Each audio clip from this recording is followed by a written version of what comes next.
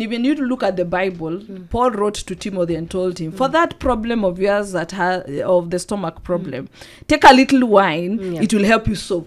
Wine is something they used to interact with it very frequently. So there is no mistrust at this way because, you know, when you give me antibiotics, first, even how the drug looks is scary. It even looks so dangerous. And then remember, they tell you, keep out of reach of children because already that's telling me this is poison. So by nature your body will tend to reject it because if this is what I'm being told to keep away from children, it's going to be harmful, then I should actually avoid it altogether. For this big pharma that was being established then, they asked them, how do we control the population? And actually there is another document that has come out that health is actually now being used as a control of the people. Remember, in our African society, our medicine man was for the benefit of the community. An estimated 1.1 million Kenyans fall into poverty each year. And that's because of healthcare costs. Would SHA shift UHC change that, or is there more? Or perhaps, what's the difference between a pharmacy with a blue cross and a green cross? What about cancer and the rising incidence amongst the youth? Is it just lifestyle changes, or is there more? Women's health, men's health, your children's health, the economy, this and more awaits you on Season 2 of Kenya's favorite health podcast. My name is Dr. Diana Wangari, and welcome to Season 2 of the One Health Lens podcast.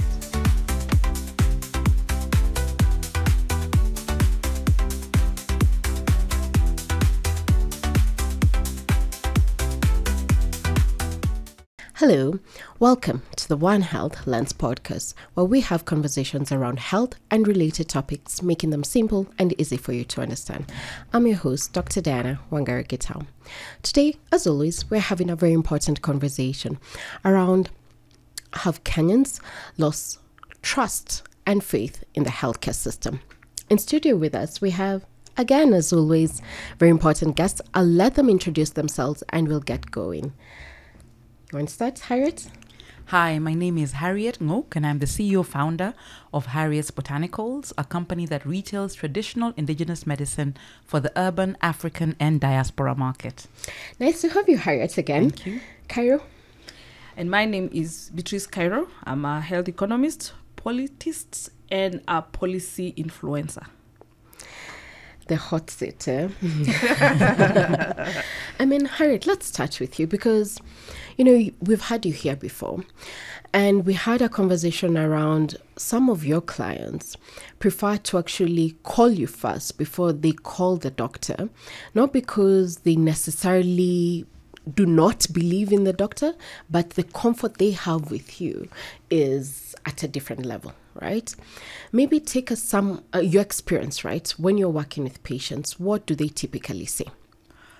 Okay, so patients come to us, and actually most of them have not been to see a doctor. They don't have an ultrasound or a scan, and many of them are unwilling. So it's a conversation that we say, we would prefer that even as you take our products, or before you take our products, bring us an ultrasound so that we can have a conversation, so that we can know what the risk factors are, so that we know if you need surgery, if you're bleeding too much, what should happen.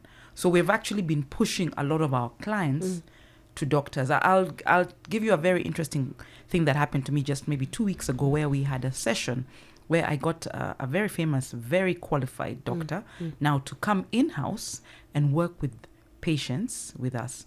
And it was very strange that even in those conversations where the doctor was present and I was present, the clients first referred to their own experience with Harriet Botanicals, natural medicine, and made it about the botanical medicine and how it has impacted them. Now, when you listen to the stories, everybody would start with something like, I've had 4 surgeries now, talking about women's health, talking about endometriosis, fibroids and everything.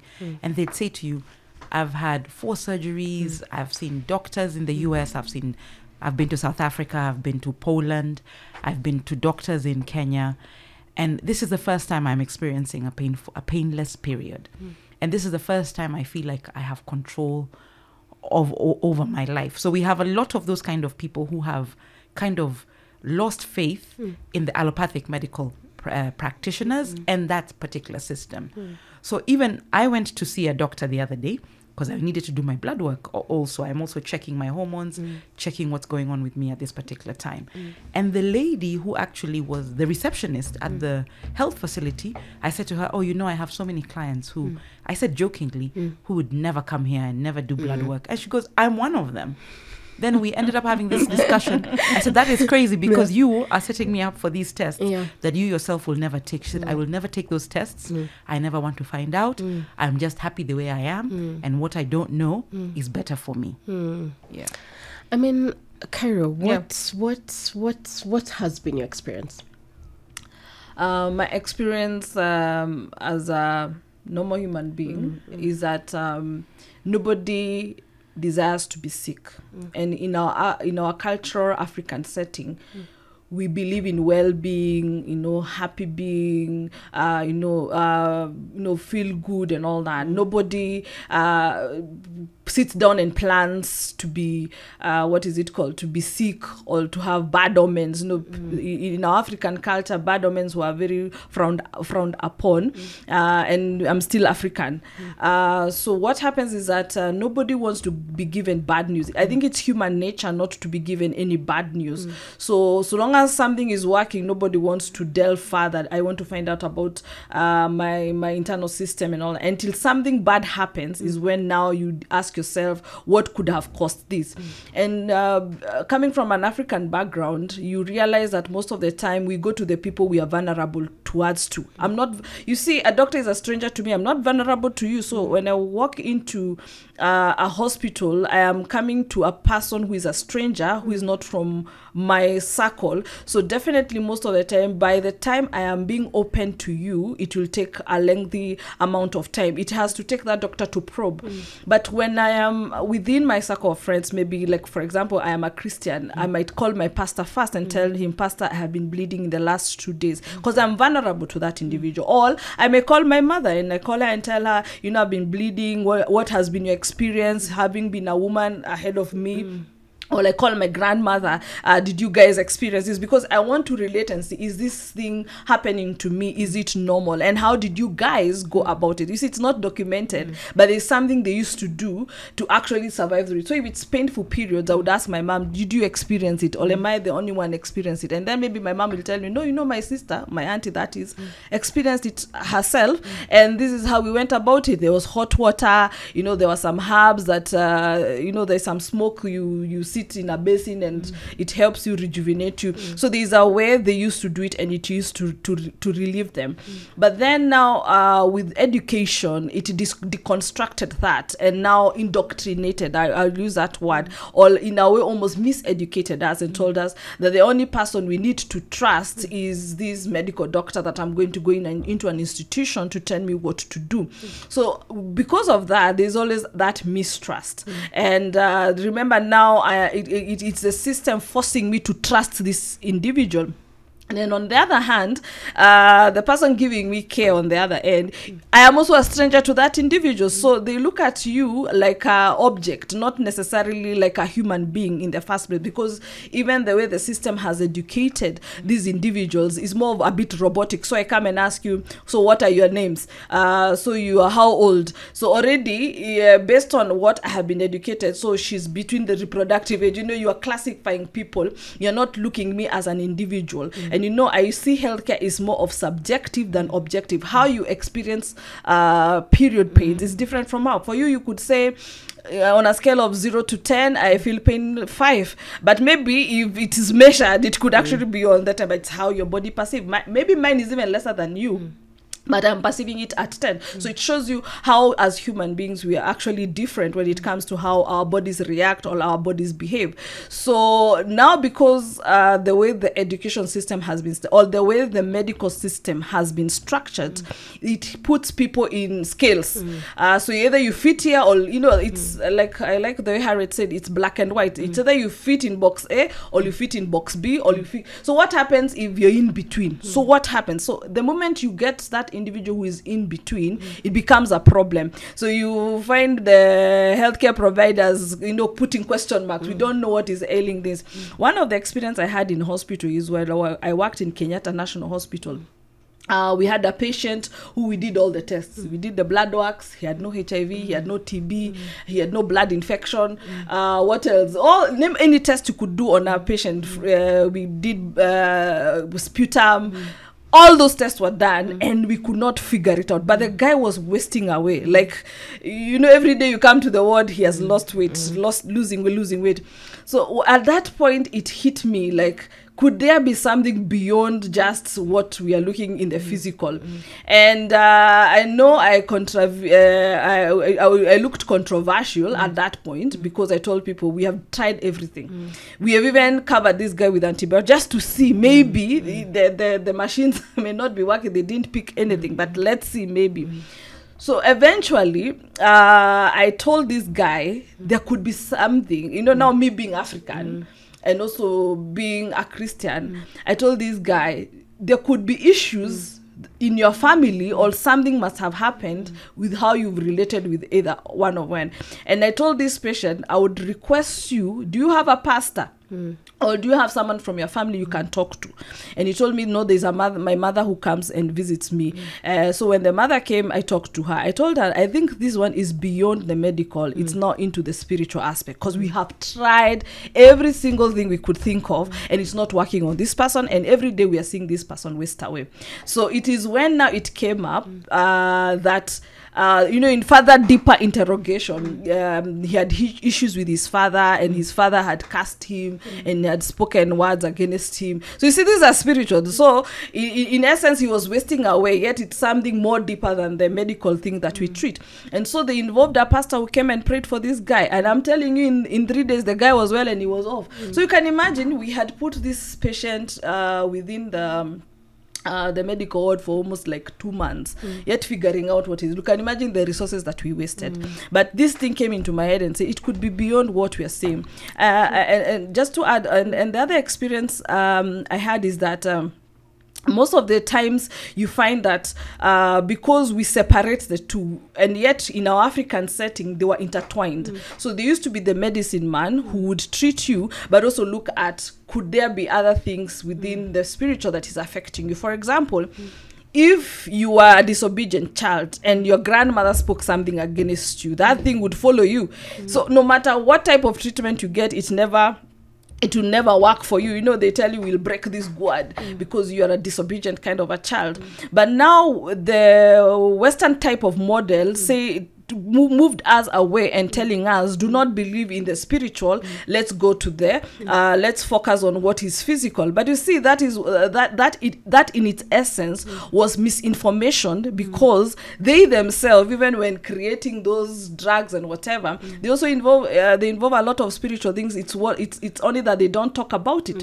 And even when you look at the Indians and you look at the Chinese, there's that interconnection between the physical and the spiritual. But how they separated that and now focusing, I treat you this diabetes. And remember, they sneaked in a little bit, because they ask you, what is your what is your history in your family? Do you have people who suffer from diabetes? You remember, that's in a way it sneaked in, but they don't look at it beyond. It may not be specifically the genetics alone, but there could be something running in that in that family. So because of that separation, you'll find that now most patients, when they sick, they'll first go to the person they trust and first ask those questions first before actually seeking the healthcare in a facility. I mean, it's good context in the sense that, number one, we very much from an African context, our health-seeking behavior was determined from a community perspective before we go to now the Western approach of first go see a doctor. There's a structure towards it, right? And maybe to you, Harriet, around just that health-seeking behavior, right? What do you think is the role of these other social determinants, right? Be it religion, be it, just family, right? Your psychosocial support network. What do you think is the role in terms of these other social determinants of health in seeking healthcare for Kenyans? I do think that as Africans, whether subconsciously or consciously, we are always looking at the spiritual as the first point of call. I mean, the mind, body, spirit. True. It's only that because of education, we've been told our mind, body, spirit connection is bad. We have the Witchcraft Act, I think, of 1959, which said traditional healers are actually witches. We have this definition of mganga and mchawi. We have the evil eye. But if you think about the fact that even why so many women, especially now when you're dealing with infertility, you're dealing with multiple miscarriages, you're talking about ectopic pregnancies, you're dealing with fibroids, endometriosis. If you look at the definition, you'll find that somebody said, nilienda kwa mganga, akaniambia, nyumba ya uzazi iko na baridi. If you look at the terminology, or if you look at the fact that any woman experiencing multiple miscarriages would look within and say, is there something I have done? Is there somebody I have displeased? Or is there someone in my lineage who experienced something similar? And a lot of times, even women who are not fertile, women who don't have children, are seen as either medicine women or witches, or they have like special powers. So this is like 100% intertwined in the way we see life, in how we approach everything. And I think that's why people would prefer to come and talk to us, because we don't have that separation. Because I am a big believer. I've actually worked with a woman called Dr. Christian Northrup, who is an OBGYN, who incorporates the spiritual, the psychospiritual, emotional side into her work, working with another practitioner called Dr. Caroline Miss. And for instance, Dr. Christian believes that even endometriosis for many women is an expression of seeking outward approval all the time, overworking. Or she talks about women who never rest, or women who are so angry, or women who are not happy in the relationship, and the way it affects their reproductive health. So that's a very strong one for me, because people can come and say to me, oh, my husband is upset with me, amenitupa, akanichapa, akasema mimi sina watoto, amesema nimefanya ma-abortions. This is not things that you can tell your doctor.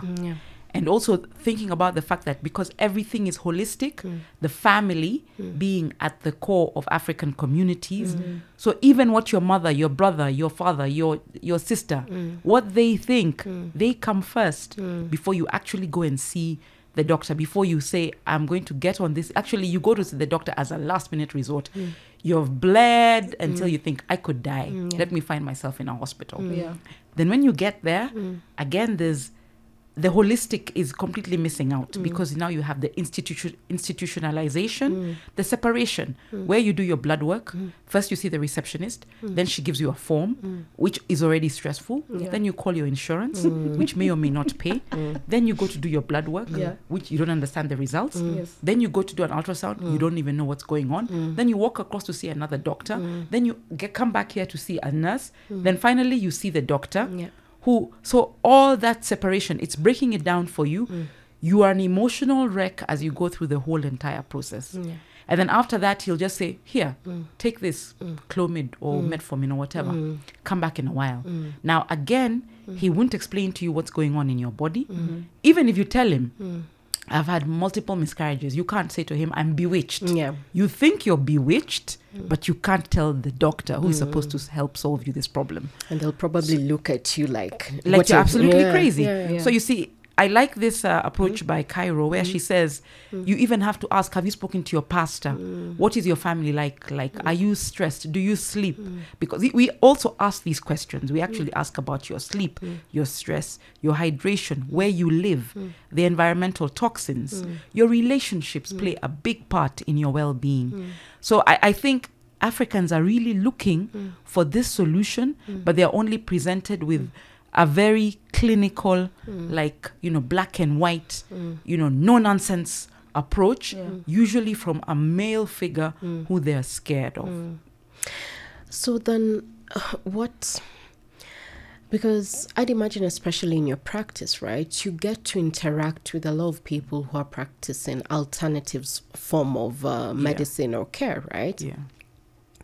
What's the common thread you hear from all of them in terms of what needs to be set up? Is it a knowledge database? Is it policy frameworks? Because they exist, right? But then how can Kenyans access it safely? Because as I'm listening to you, I'm already thinking to myself, okay, how will I trust that this, let's call it this mganga, because mganga is negative, but ideally it is someone who comes from an ancient remedy approach, right? But there are those who are positive, right? How do you build trust with alternative medicine? What might be your thoughts? So in the villages, alternative medicine is actually trusted before allopathic medicine. So that's why people go to traditional healers. They will use the herbs.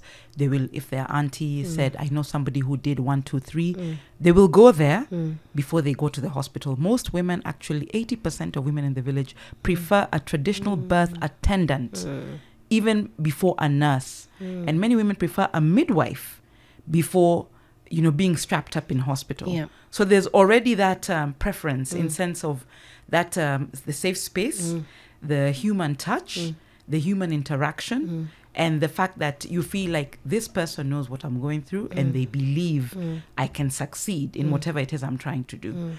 In the cities, I think, so what everybody now is doing is they go to different people for different things. You will go to your massage therapist, and when they're massaging you, you tell them all your problems, which is a form of therapy. Then maybe you have a therapist, if you can afford one. Then you will go to your best friend again and pour your heart out to her. And in the meantime, you'll be seeing the doctor waiting for him to tell you, okay, do this and this and this. But really, you're hoping for a more natural, like a more natural way to heal. If you think of surgery, women do not want to go for surgery. They don't want open cut. They don't believe that you should open them up and take out fibroids and that's a solution. That's a last minute for them as well.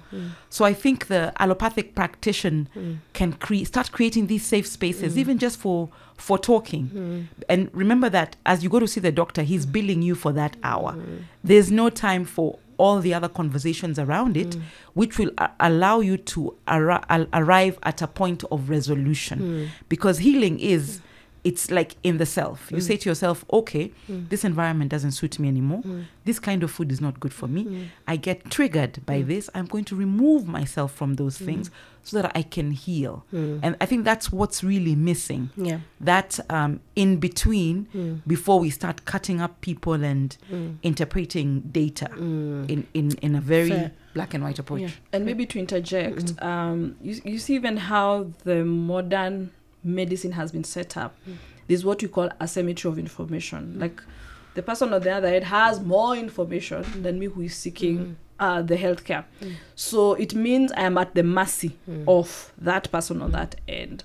So if that person decides to do something wrong because I don't have full information, then I'll never find out. And so already that creates mistrust. But when you look at the traditional way or the African way, you see if the herbalist goes and take, for example, stinging nettles, these are things that grow outside your door. So you've interacted with it. So you actually, it's the person enlightening you and telling you, by therefore that stomach problem, this stinging nettle actually works. I'm not saying stinging nettle, I'm just giving you an example.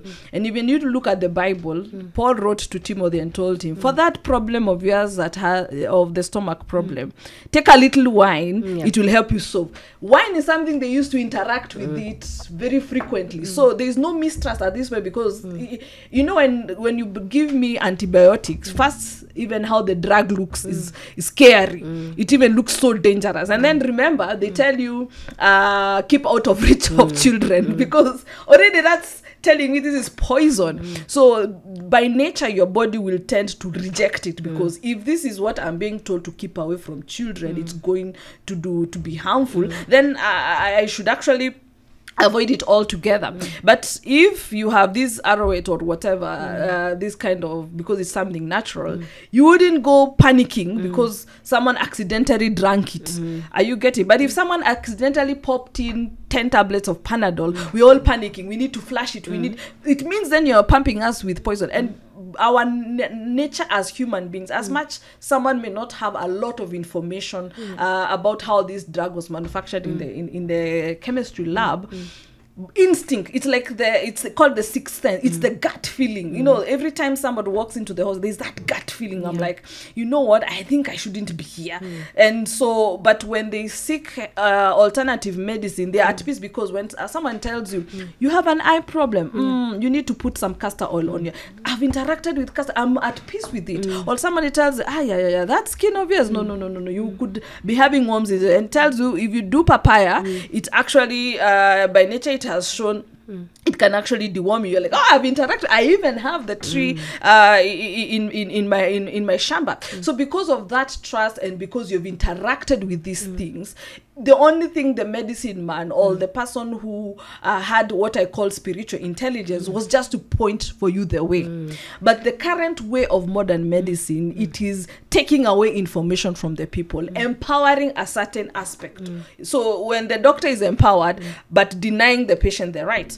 And actually, I will delve a little bit. When you look at the history of medicine, how it began even in the US, for it to be structured the way it was structured, they had to take away all the notebooks of the herbalists. They took all of them. And this is, you can do your own research. It's there. I'm not talking conspiracy theories. They took all their notebooks. Some were even killed.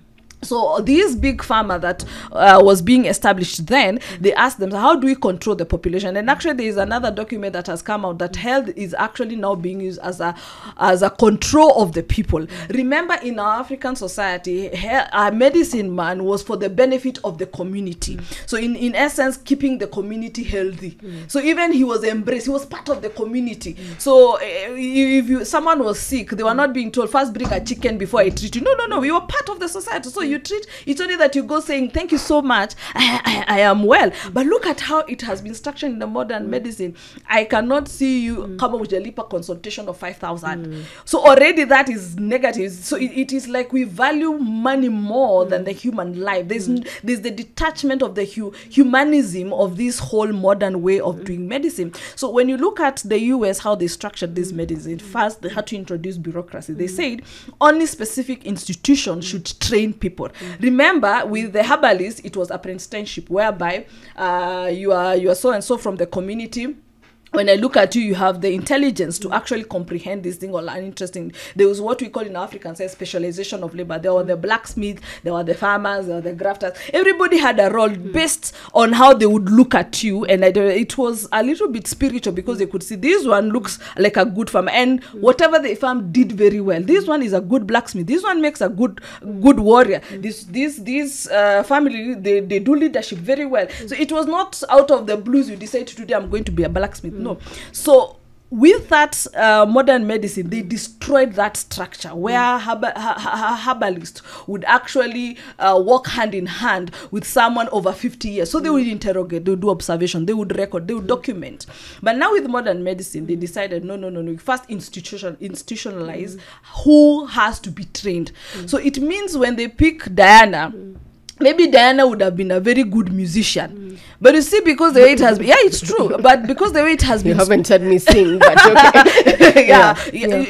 They structure it in a way and say, no, you scored an A, you have to go do medicine. But in actual sense, maybe Diana would have been a very good sports person. So now the Diana goes to medical school, is trained for, put in an institution. You're not being mentored by anyone. You're just being handed down books and books and books and books and books. You don't even have time to interact with that information, to actually query, why is it if I overdose paracetamol, it affects the kidneys? Then this is not something very good, because generally if it was something out of nature, the body will actually execute. Because when you overfeed, let's say, a lot of mangoes, what happens? Your poop becomes more yellow. It doesn't start destroying, it's making you have it. That's it. So once they did that, then they introduced bureaucracy and saying only these specific people are allowed to actually prescribe medication. Only these people are allowed to administer medication. Only these people should actually dispose this medication. You see a lot of bureaucracy. So in the long run, the community was segregated, and now power was consolidated and given to a few. Now the moment there is consolidation of power at some point, there will be definitely abuse of power. So it means these people manufacturing the drug, if they write a paper and they forward it to you who has been institutionalized and told to treat malaria, 1, 2, 3, 4, 5. So the moment you question, they will tell you, but you do not have capacity to question because it has come from A. But you see, with the herbalists, they would say, hey, the last time we treated those people with those herbs, it didn't do well. Actually, it caused no, this one is not good for community. And I give that instance like when COVID-19 hit. And one of the issues most people had is how fast these vaccines were actually rolled out. And in actually ethics, now this is where ethics come on board. If you introduce a drug and it even kills 50 people, it should be withdrawn. It's already lethal because it has already killed 50 people. But we had a vaccine rolled out. People gave in their grievances. People died because of this. Right now, there's a lot of cases in the US, a lot of cases in the UK actually suing the government because many people died. And yet it was not being withdrawn from the same shelves. It was still being bulldozed on people to actually take it. So people ask themselves, why is the ethics to it? And yet there were people bringing alternative ways of actually treating the COVID-19, but they were being hashed down. They were labeled giving misinformation right now. They were being gagged down. They were being, to the point some were even jailed because of speaking out and speaking the truth. So you look at it because of that kind of asymmetry of information or that kind of structure of how healthcare, it will definitely produce mistrust. You see, if your husband keeps information away from you as a wife, over time, what will happen? You'll start mistrusting. You don't trust him anymore. Exactly.